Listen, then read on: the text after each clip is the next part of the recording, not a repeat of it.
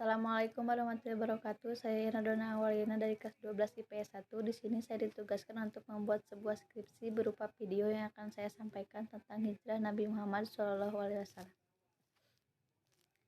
Yang pertama adalah arti hijrah itu sendiri dan tujuan Rasulullah SAW dan umatnya untuk berhijrah. Ada dua macam arti hijrah yang harus diketahui. Yang pertama, hijrah berarti meninggalkan perbuatan semua yang dilarang dan dimurkai oleh Allah untuk melakukan perbuatan yang baik yang disuruh oleh Allah dan diridhoinya. Contohnya siswa yang tidak melakukan sholat 5 waktu dan malas belajar sehingga dia menjauhkan sifat malasnya itu dan menjadi orang yang disiplin. Itu contoh hijrah yang sederhana.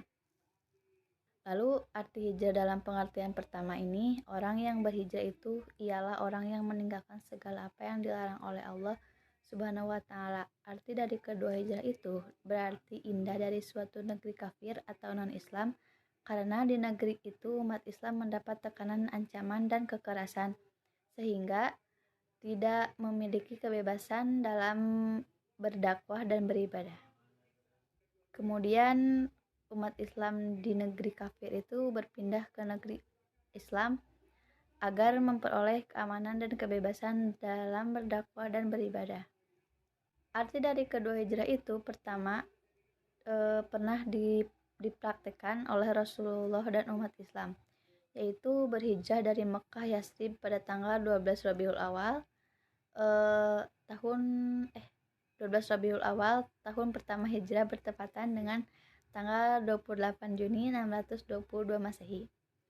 Tujuan hijrah Rasulullah SAW dan umat Islam dari Mekah adalah menyelamatkan diri umat Islam dari tekanan kekerasan kafir Quraisy.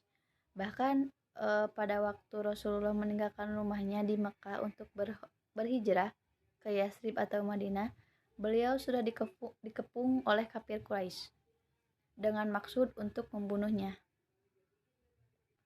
Lalu yang kedua, agar memperoleh keamanan dan kebebasan dalam berdakwah serta beribadah sehingga dapat meningkatkan usahanya dalam berjihad di jalan Allah Subhanahu wa ta'ala untuk menegakkan dan meninggalkan agamanya.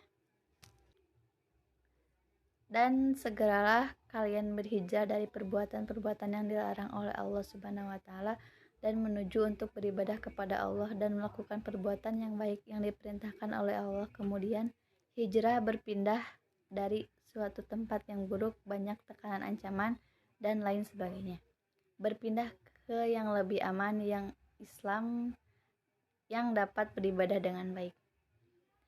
Itulah pembahasan yang telah saya sampaikan. Mohon maaf apabila ada kesalahan atau kekurangan. Wabillahi taufiq wa hidayah. Wassalamualaikum warahmatullahi wabarakatuh.